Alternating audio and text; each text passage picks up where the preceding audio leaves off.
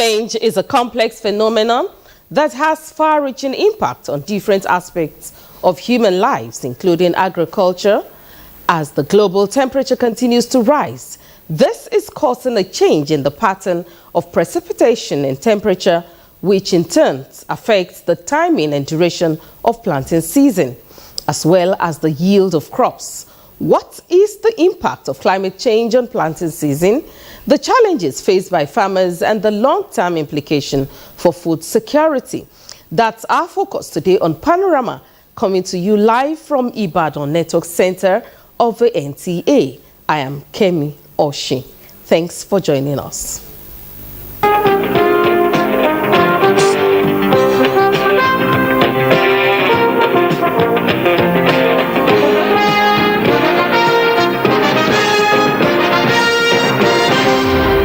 President Bola Tinubu on Friday concluded his official trip to Paris, France, during which he had an outstanding participation in the summit for a new global financing pact hosted by French President Emmanuel Macron.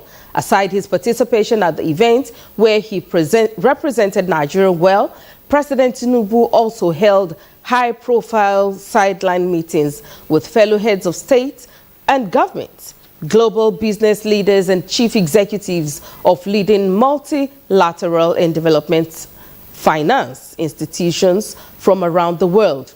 According to a statement signed by the Special Advisor, Special Duties, Communications and Strategy, Dele Alake, the summit afforded President the opportunity of projecting on a global stage his advocacy for widening the fiscal space, economic justice for Africa as the world accelerates the pace of energy transition, and the urgency of addressing the pressing issues of poverty and climate change. President Tinubu, who was initially scheduled to be back in Abuja on Saturday, will now proceed to London, United Kingdom, for a short private visit. The president will be back in the country in time for the upcoming Eid al-Kabir festival. Normal life activities have returned to the Trademore estate, which was flooded on Friday. Abdullahi Ajia brings us updates on the area. Barely 24 hours into the unfortunate Friday flood incident at the Trademore mega city estate in Lugbe, residents and the community here have since picked their paces to continue with life as life has gone back to normal. But they're still taking stock of what is missing and what is remaining. It was terrible and it was hell yesterday. In fact, to give thanks and a very mighty glory, Lord Most High, at least for saving lives. Since yesterday, we didn't find any life dead. But suddenly there's one man, Uber driver, that bring blue pigeon here. The man mix. That is the only person that missed there. So let them come and do something about this place. The problem of that Trademore estate is where they channeled the water. The water came from Lokogoma, Karadimawa, and when they channeled the water to Trademore estate, coming to Main Road where the water pass, it cannot, very small culvert where the water pass. Even as I'm coming back yesterday, the water cover service lane. The ripple effects of the flood extends to other locations like Lugbe Extension, Kapwa Road, some kilometers north of the Trademore estate, leaving its relics of destruction on the community. Almost cutting off our road, and you know, the huge amount that we spent fixing this road is all gone now. This culvert that you see here was built by the community. This is beyond us as a community to fix. If nothing is done about it, then we are cut off entirely. Residents of the community reiterate that lasting engineering solutions is needed to put a stop to this perennial challenge. In Abuja, Abdullahi Ajia, NTA News. Speaker, House of Representatives Tajuddin Abbas has urged relevant authorities to swing into action to avert a reoccurrence of the magnitude of flood that ravaged the Trademore estate in Lugbe, Abuja, destroying properties worth millions of naira. In a reaction to the incident, the Speaker sympathizes with residents of the area over the unfortunate incident. He says it is regrettable that people going about their normal lives found themselves in such difficult situation with their families. The Speaker urges the public to heed to early warnings by relevant government agencies to mitigate the impact of the flood in the country.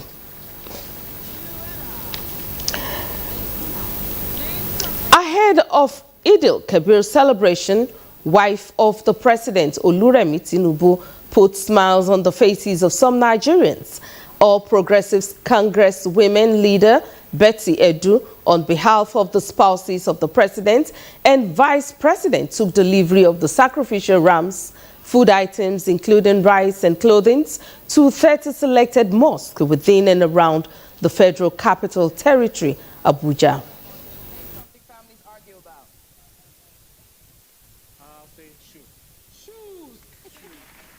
And of course, through her initiative, which will be coming on board very soon, to the less privileged, they would also make these donations to the mosques every time there's a Salah event coming up. They'll make these donations to churches every time we have the Easter and Christmas celebration. They would equally be reaching out to our traditional rulers so that they can feel that impact, and their prayers is that these items that are being donated will trickle down to the grassroots, to the vulnerable, to those who truly need these items, just to ensure that everyone is happy and we can have food on our table. Items will be handed over to them, which they will rebag the bags into 5 kilos so that the distribution can go around and wide. In whatever he does in his office as the president of this country, that his ultimate wish is to serve Nigeria to the best of his ability, so that Nigerians and whoever has business with Nigeria will have prosperity, peace, and tranquility. Lahigwanara also reports that the team also solicited support from Nigerians through prayer to enable the government to remain focused on its goals of fulfilling its contract with the people.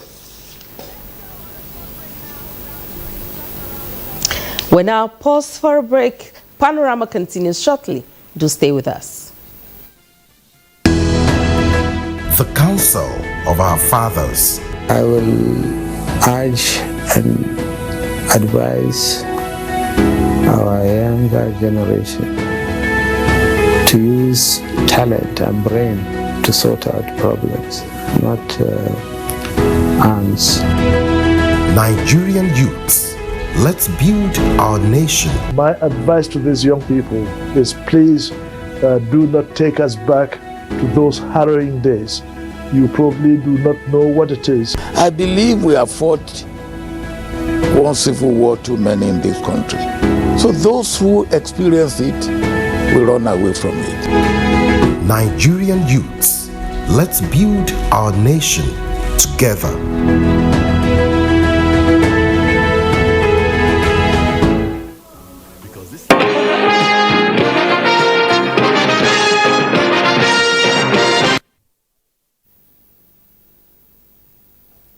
Welcome back. Climate change has become one of the most complicated challenges facing human society, with antecedent prevalence on their agricultural practices. In this report, Kayode Oladoshu examines the impact of climate change on planting season in the country. Primary activity of agriculture depends on favorable weather conditions, largely controlled by temperature, rainfall, wind, and other climatic elements. The resultant effect of these factors often determine the output of farm produce. In Nigeria, the prevailing weather condition is always difficult to determine by farmers to ascertain favorable weather condition in any planting season, making it difficult to predict level of food sufficiency on yearly basis. The only thing that farmers are fearing was the way this rain is falling, because it's somehow deceiving. If you look at the rain that had been falling for the past 2-3 weeks now, in Oyo State axis, we will fall into Ibarakpa, Ibadan, Oyo, and Ogomaso axis. We are the only one enjoying it. It's not even all. Attributing ozone depletion and greenhouse gases as part of factors responsible for climate change, what should be the recommended course of actions for farmers during planting season? Issue of climate change in agriculture is natural. You cannot kind of change it. We, the farmers and the researchers, are to change and then fit into the climate change because we cannot control that. It's nature. Reliance on recommendations of agricultural-based researches and adherence to standard farming systems by key players in the food production chain, experts say, are some of the ways to tackle the impact of climate change in any planting season. In Ibadan, Kado Ladoshu, NTA News. And joining me in the studio is a professor of plant breeding and applied genetics from the Institute of Agricultural Research and Training, IRT Ibadan, Professor Samuel Olakojo. You're welcome to Panorama. Thank you for having me. We just saw that background report, and it's obvious that we have an issue on our hands. But when we talk about climate change, what exactly are we referring to? Well, when we talk of climate change, this is brought about by the activities of human beings, carelessly, consciously, or unconsciously. Everybody is running his automobile, green gas emissions, mechanical activities, mining, and all of these activities. They are increasing the temperature of the globe. And the moment the temperature is increased by 2 degrees Celsius above normal, then we have the effect of climate change. However, the climate change has some problem that poses on agriculture. Okay. The very first one is the fact that the planting date and planting calendar is rendered useless. The date you used last year might not be applicable this year. Secondly, it makes agricultural activities very unpredictable. Before the issue of climate change, we have a reason to say I want to plant melon by so time of the year, maize by this time, cassava by this time. That is no longer practicable. Besides that, the permissible space of time for you to plant when you have rain has been reduced, because by the time it rains, few hours after excessive heat of the sun from the atmosphere, you mob up the moisture. Then instead of having 4 or 5 days of grace before you plant, you are compelled to plant immediately. Otherwise, you won't get anything to plant. Okay, so how informed are farmers about these changes and variables and inconsistencies caused or brought about by the climate change? Yes, farmers are aware. They are aware. They are much more aware because they are the receiving end. They see it every day, even though they may not know the science behind what is happening right now. But the effect is much on them. Therefore, there have been trainings, there have been seminars, there have been workshops, there have been town hall discussions to sensitize farmers on the effect of climate change and the way to mitigate this important phenomenon. Okay, so that's the next line now. What are the ways? When we talk of farmers, I'm not talking of the large-scale farmers, even the ordinary farmers in their localities and hinterlands. How do they now work to mitigate these factors? Well, it depends on the effect of the climate change on individual farm. All right. For instance, now, it rendered the soil fertility useless. If a farmer that wants to deal with the soil health and soil fertility, he should cultivate idea of using integrated method of activating soil fertility, cultural, chemical, and maybe crop rotation and the rest. If it is a crop that requires a long period of time to stay on the field before harvest, then farmers will be advised to adopt short duration crops that can flower at the right time, give its fruit at the right time, and you harvest before the drought actually seriously setting. Okay. Sometimes you may need to adopt the crops that are resistant to pests and diseases that are caused by climate change. For instance, now the fall armyworm that we have been battling with since 2016, they are effect of climate change. They are new pests in our environment. But this time around, farmers are aware of how to deal with these pests. Such pests. Yes. So besides that, again, Sometimes if you are in a marginal rainfall environment and the rainfall distribution and the volume is unpredictable, it only suggests to you that instead of planting 3 months crops, you may have to plant vegetables that will last for a few days or a few weeks before you harvest them. Sometimes you may also need to adopt precision agriculture, of which, as a matter of fact, are not yet available to small-scale farmers around for the here. big-scale farmers, adoption of things like drones, irrigation by dripping, and then the use of bottom-valley environment to cultivate even during off-season. This will serve as a compensatory food supply to the one that had been eluding them. All right, I was going to ask that. How does this issue affect food on the table of ordinary Nigeria? Well, naturally, the cost of production will be increased because new chemicals will be required to deal with the insects, fertilizers to deal with this problem of soil fertilities. Sometimes you need to control erosion. All of these are of extra cost to the crop production. And especially every unit of crop you produce, either in kg or in ton, attracts extra cost. Therefore, the food on the table will be increased by the excess of this cost. So finally, what would you advise to individuals, farmers, and other stakeholders on mitigating the effects of climate change on agriculture, especially planting of crops? Well, since we have no option of reversing what we have caused that have brought the climate change, the only option is for farmers to adapt and synergize with what it brings about, such as planting early maturing, disease resistance, pest resistance crops, drought tolerant crops. All of these are available from breeding centers, and we have released several varieties that can cope with these climatic variables. Thank you very much. We have been speaking with Professor Samuel Olakojo on the impact of the climate change on planting season. Thank you for coming to Panorama. Thank you. Moving on, as part of the federal government's projection in enhancing sustainable food production in the country, the National Committee on Naming, Registration and Release of Crops, Livestock, Breeds and Fisheries has released 10 crops varieties of high yield and tolerant resistance. Kayode Oladoji reports that the release of the variety was held at the National Center for Genetic Resources and Biotechnology, NAGRAB, in Ibadan.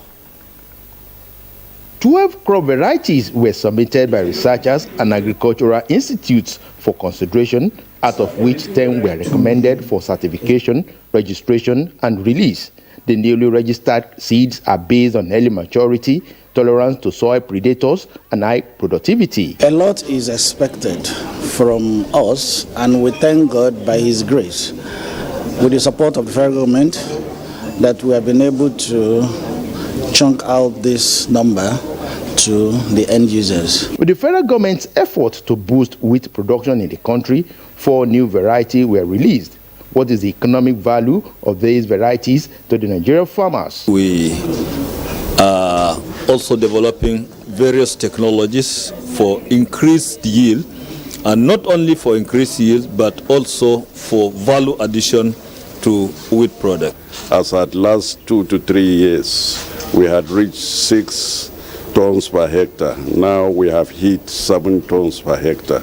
And once you want to improve production, you have to rely on 2 things: the landmass expansion and higher yielding varieties. And that's what we are offering to farmers at this stage. Quality parameters of these varieties are outstanding, and the milling industry is keenly interested in making sure these varieties get to Nigerian farmers and they cultivate. The committee was unanimous that the newly released varieties will boost the economy of the sector and food security in Nigeria. In Ibadan, Kayode Oladoji, NTA News.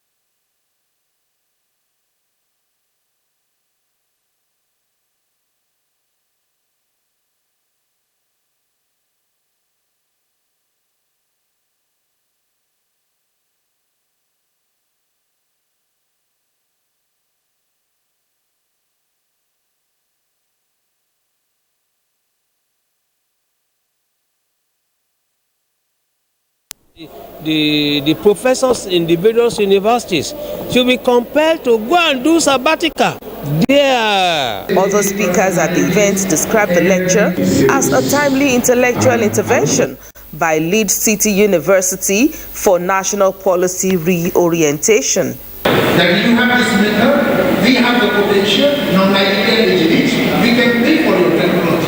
And over the period of time, that technology becomes ours. Our foreign policy should be tailored towards promotion of technology transfer, which will definitely involve transparency, accountability, and the we-feeling. A foundation of technology transfer was laid at the event with the symbolic presentation of an indigenous technology of talking drum to the Indian Consul General in Lagos.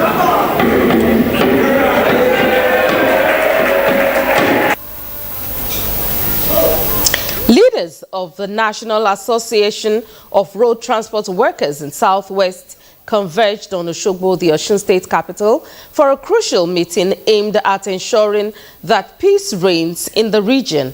Femi Afariogu reports that representatives of the union from all the 6 southwest states of Nigeria attended the meeting. At the meeting, the chairman of NURTW from all the 6 southwest states under Zone 2 declared their total support for President Bola Ahmed Tinubu, promising to promote peace in the zone. When you look at the current situation, ever since the assumption of office of our current president, hardly will you see anywhere our people are carrying cutlasses. And it is that stand that is affecting us generally in the southwest now. They, however, cautioned people paraded themselves as leaders of the union with the intent of fomenting trouble among members in the zone to stop forthwith.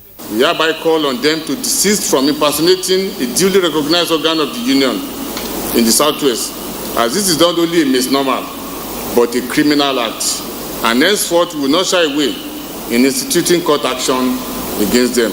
They appealed to all members aggrieved by any action to channel it through appropriate quarters rather than spreading campaign of calumny against the leadership of the union. In Osogbo, Femi Afariogun, NTA News. Let's now join Olalekan Kilajulu for latest from the world of sports.